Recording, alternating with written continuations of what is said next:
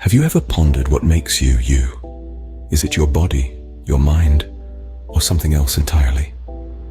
These questions invite us into the realm of consciousness, an intricate and fascinating dimension of our existence. Consciousness, at its simplest, is the state of being aware, of perceiving and experiencing reality. It's the internal monologue that accompanies your every waking moment, the dreams that dance in your mind as you sleep, and the emotions that color your world. It's the unseen thread that weaves together the rich tapestry of your experiences, forming the narrative of your life. Yet, consciousness is far from simple. It's a complex cocktail of cognition, emotion, perception, and self-awareness. It's not just about being aware, but about being aware that you're aware. It's a mirror reflecting upon itself, an echo bouncing off the walls of your mind. Many believe that consciousness is inextricably tied to our physical bodies, to the billions of neurons firing in our brains. This belief, however, is not without its challenges. If our consciousness is simply a product of our brain's function, then why do we possess a subjective experience, a sense of I, that seems to transcend the mere mechanics of our bodies? Others suggest that consciousness is not tethered to the physical realm at all, but exists in a realm of its own. They argue that our minds, our consciousness, are more than just the sum of our biological parts. These questions and debates are not new. Philosophers, neuroscientists, and psychologists have been wrestling with the nature of consciousness for centuries. They've pondered, probed, and postulated, yet the enigma of consciousness remains. Our understanding of consciousness is a journey, and we're still in the early stages. There's so much we don't know, so much to explore. The mysteries of the mind, the riddles of reality, the puzzles of perception, they're all pieces of the consciousness conundrum. The question of what consciousness is has puzzled thinkers for centuries, and it's about to get even more interesting. How does the physical substance of our brain produce the non-physical experiences we have every day? This question forms the crux of the mind-body problem, a philosophical enigma that has intrigued thinkers for centuries. The mind-body problem originated in the realm of metaphysics, a branch of philosophy that seeks to understand the fundamental nature of reality, including the relationship between mind and matter, substance and attribute, potentiality and actuality. It's a question of how our mental processes, which seem non-physical and subjective, are connected to our physical bodies, which are objective and observable. This issue is as relevant today as it was when it first emerged. Why? Because despite the advances in neuroscience and psychology, we still don't have a definitive answer. Our thoughts, emotions, perceptions, these intimate experiences that define our existence remain a mystery when it comes to their origin and nature. How do neurons firing in our brain give rise to the rich tapestry of our subjective experiences? Two opposing theories stand out in this debate: dualism and physicalism. Dualism posits that the mind and the body are two distinct entities.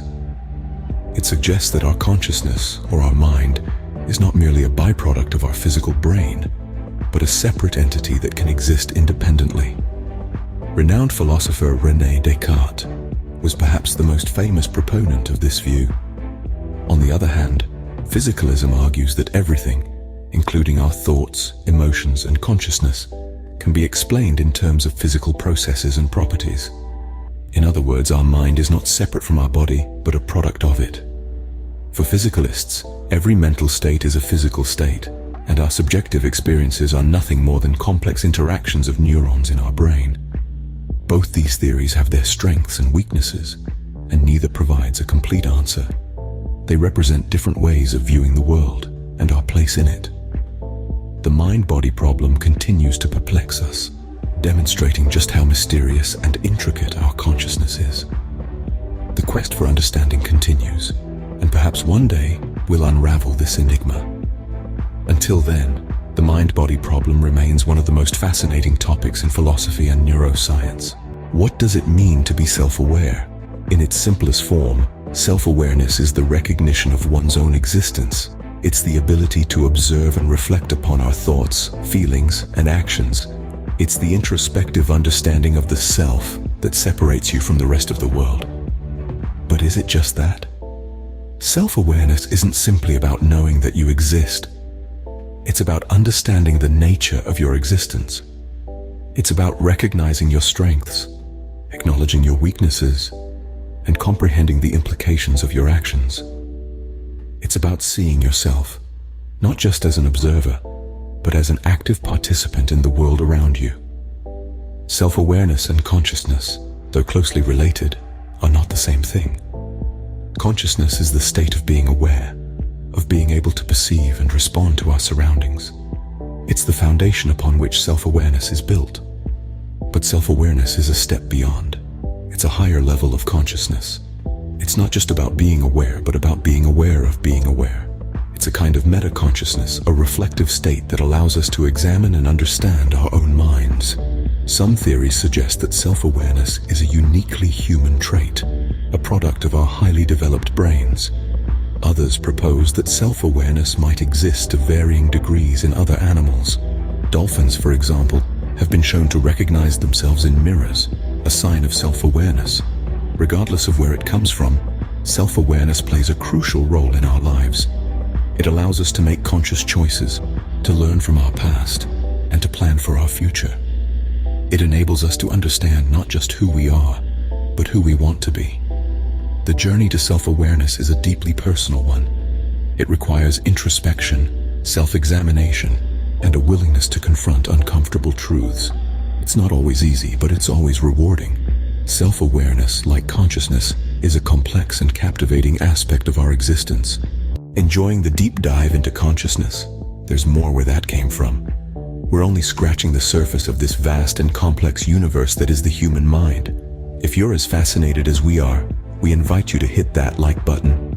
It helps us know what content resonates with you. Sharing our videos is another great way to support our work. It not only helps us reach a wider audience, but also stimulates fascinating conversations about the mysteries of consciousness. Don't forget to subscribe to our channel.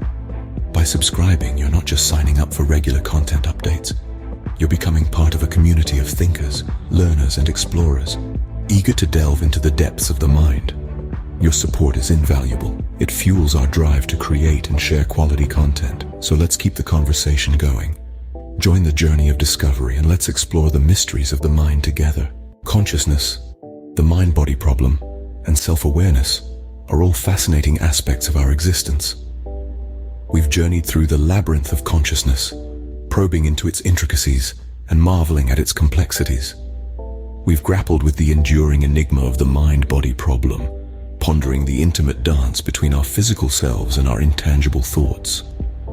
We've reflected on the enigmatic nature of self-awareness, contemplating the mirror that reflects our inner selves. These concepts are not mere philosophical musings, but fundamental questions that shape our understanding of who we are and our place in this vast cosmos. They beckon us to question, to ponder, to explore. Our exploration of consciousness is not just a journey into the unknown, but a journey into ourselves. As we continue to explore the nature of consciousness, we are not just learning about our brains, but about ourselves. Until next time, keep questioning, keep pondering, and keep exploring.